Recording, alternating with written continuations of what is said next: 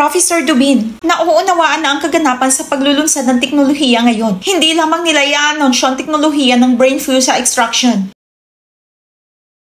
Oo, gagamitin ko ang magkakapatid, ang banal na ina sa White Autumn bilang ating tema. Bilang unang kaso na inahayag sa publiko, ang teknolohiya ng brainwave extraction na ginawang papubliko online ay gustong makita ng lahat. Tinutukoy mo ba yung madalas na bisitang iyon sa mga wanted na posters?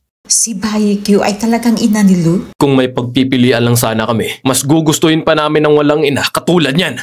30 years ago, simula sa Mid-Autumn Festival, niloko niyang mga tao para lang sa pera at pagsusugal.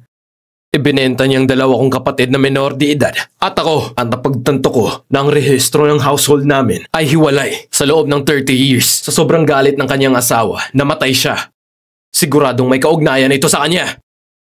Ang buong pagkabata ng tatlong magkakapatid, lahat sila ay malalim na natakpan ng kanyang anino. Sa pagkakataong ito ay gusto kong makawala sa mga laala nila. Hanapin ang katotohanan sa likod ng pagkawala ng ama.